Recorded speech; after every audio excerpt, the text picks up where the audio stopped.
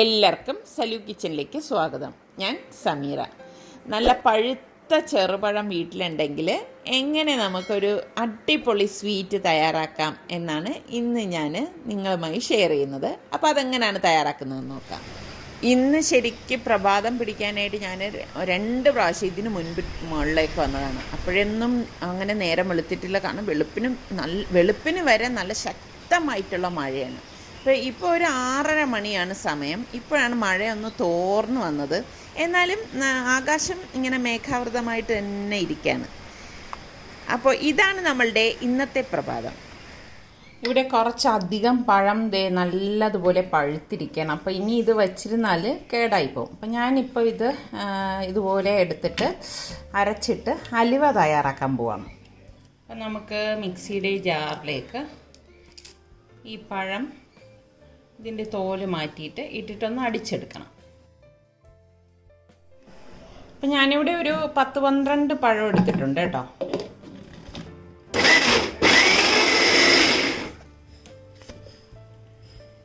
ഇതിവിടെ ഞാൻ അടിച്ചെടുത്തിട്ടുണ്ട്.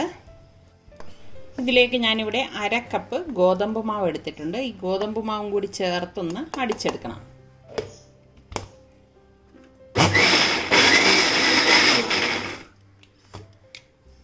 ഇത്രയും മതിയാവും.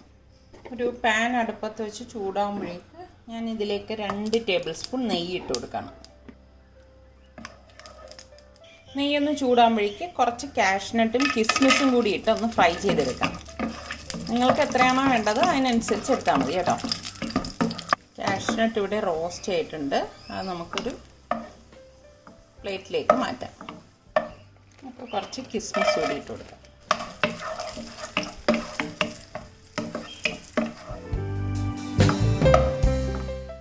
കാഷ്നട്ടും കിസ്മിസും ഞാനിവിടെ റോസ്റ്റ് ചെയ്ത് എടുത്തിട്ടുണ്ട്. ഇനി ഫ്ലെയിം നന്നായിട്ട് കുറച്ചിട്ട് നമുക്ക് ഈ നെയ്യിലേക്ക് നമ്മൾ ഈ അടിച്ച് വെച്ചിരിക്കുന്ന ഈ പഴത്തിൻ്റെയും ഈ ഗോതമ്പിൻ്റെയും മിക്സിങ് ഉണ്ടല്ലോ അതിതുപോലെ ഒഴിച്ചു കൊടുക്കാം. ഒട്ടും വെള്ളം ചേർത്തേക്കരുത് കേട്ടോ.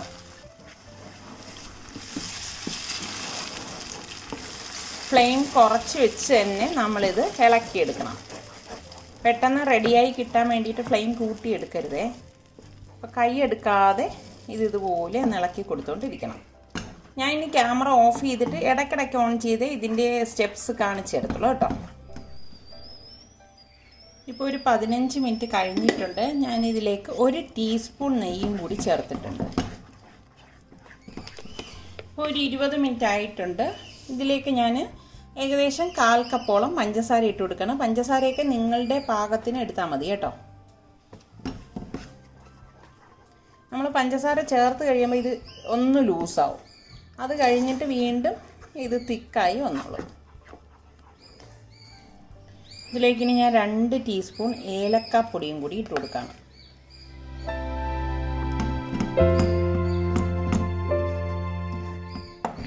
കൈ എടുക്കാതെ തന്നെ നമ്മളിതുപോലെ ഇളക്കി കൊടുക്കണേ. ഇതുപോലെ പഞ്ചസാരയൊക്കെ മെൽറ്റായി ഇതൊന്ന് ലൂസായി വരുന്ന ഈ ഒരു സ്റ്റേജിൽ നമ്മൾ ഇതിലേക്ക് പെർമിറ്റഡ് ഫുഡ് കളർ ചേർത്ത് കൊടുക്കും. നിങ്ങൾക്ക് ഇഷ്ടമുള്ള കളർ ഇതിലേക്ക് ഉപയോഗിക്കാം. പെർമിറ്റഡ് ഫുഡ് കളർ തന്നെ ഉപയോഗിക്കണം കേട്ടോ.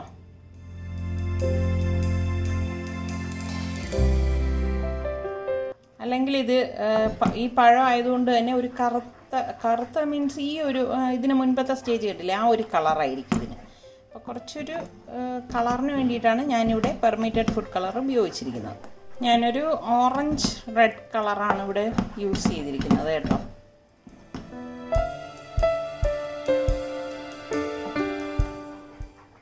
അടിയിൽ പിടിക്കാതെയും കട്ട കെട്ടാതെ ഇളക്കി കൊടുക്കാൻ ശ്രദ്ധിക്കണേ. ഒരു 25 മിനിറ്റ് കഴിഞ്ഞിട്ടുണ്ട്. ഇനി ഞാൻ ഇതിലേക്ക് 2 ടേബിൾ സ്പൂൺ നെയ്യും കൂടി ഇട്ട് കൊടുക്കുകയാണ്.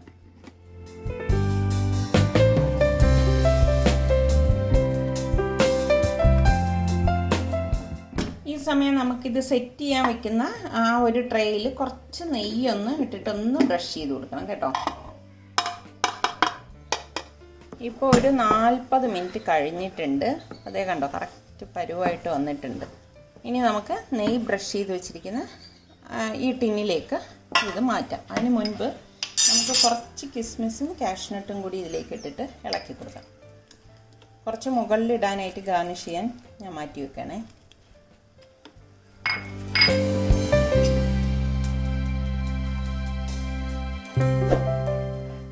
ഇതാണ് ഇതിൻ്റെ ഒരു പരുവം.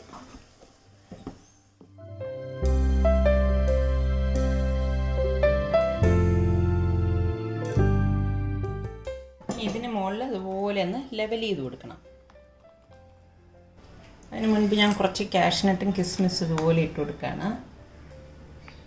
ഒരു നെയ്യ് തടവിയ സ്പൂൺ കൊണ്ട് ഇതുപോലെ ഒന്ന് ബ്രഷ് ചെയ്ത് ഇതുപോലെ ഒന്ന് ലെവൽ ചെയ്ത് കൊടുത്താൽ മതി. നമ്മളിതുപോലെ ടിന്നിലേക്ക് മാറ്റിയ ഉടൻ, സ്റ്റീൽ പ്ലേറ്റ് ആയാലും മതി കേട്ടോ, മാറ്റിയ ഉടൻ തന്നെ ഇതുപോലെ ഒന്ന് ലെവൽ ചെയ്ത് കൊടുക്കണം. ഇനി നമുക്കിത് നന്നായിട്ട് തണുത്ത ശേഷം കട്ട് ചെയ്തെടുക്കാം.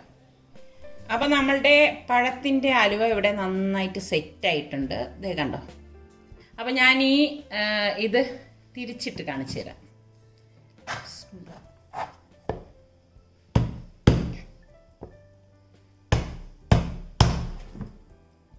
അയ്യോ,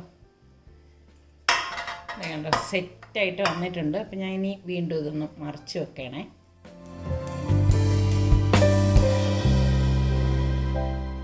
അപ്പോൾ ഇനിയിപ്പം നല്ല പഴുത്ത പഴമായെന്ന് പറഞ്ഞിട്ട് ആരും ആ പഴം കളയൊന്നും ചെയ്യരുത്. നമുക്കിതുപോലെ തന്നെ നല്ല അടിപൊളി അലുവ തയ്യാറാക്കി എടുക്കാൻ പറ്റും കേട്ടോ. ഞാനിത് കട്ട് ചെയ്യാണ്. അപ്പം ഞാൻ ഇനി എപ്പുറത്തെ വശത്ത് ഒന്ന് കട്ട് ചെയ്യാൻ കേട്ടോ, എനിക്ക് അതേ സൗകര്യമുള്ളൂ. അണ്ടിപ്പരിപ്പ് ഒരുപാട് ഇട്ടത് കൊണ്ട് കട്ട് ചെയ്യുമ്പോൾ ചിലപ്പോൾ ഒരു ഡിസ്റ്റർബൻസ് ഉണ്ടാവും. ഇവിടെ നിസാറിക്കാക്ക് കാഷ്നട്ട് ഭയങ്കര ഇഷ്ടമാണ്.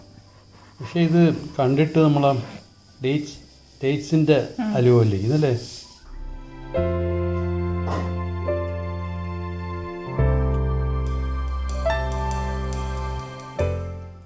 കണ്ടോ നമ്മളുടെ അലുവയുടെ ടെക്സ്ചർ.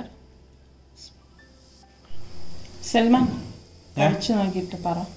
ഇത് അതിൽ നിന്ന് എടുക്കടേ, കട്ട് ചെയ്ത് വെച്ചാൽ.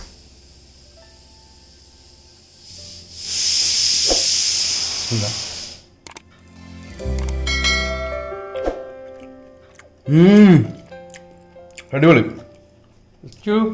അലിഞ്ഞോണോ ആയിരിക്കുമ്പോ? ഇവിടെ ഇല്ല, താഴെ പോയിരിക്കുന്നു. അപ്പം ട്രൈ ചെയ്യാത്തവര് പഴമൊക്കെ ഇങ്ങനെ പഴുത്ത് ഇങ്ങനെ കറുത്ത് വരുന്ന സമയമാകുമ്പോഴേക്ക് ഈ രീതിയിലൊന്ന് ട്രൈ ചെയ്ത് നോക്കാം കേട്ടോ. അപ്പൊ ഇനി നമുക്ക് അടുത്ത നല്ല റെസിപ്പിയുമായി വരാം. അതുവരേക്ക് എല്ലാവർക്കും ബൈ. സുൽത്താൻ പിന്നെ പഴം തിന്നാത്തോണ്ട് ഒരിടയ്ക്ക് പഴം തിന്നാത്ത ആളായിരുന്നു, ഇപ്പൊ പഴവേ തിന്നു സുൽത്താൻ. ഇവിടെ പഴം വാങ്ങിച്ചു വെച്ചാൽ കാണുന്നില്ല.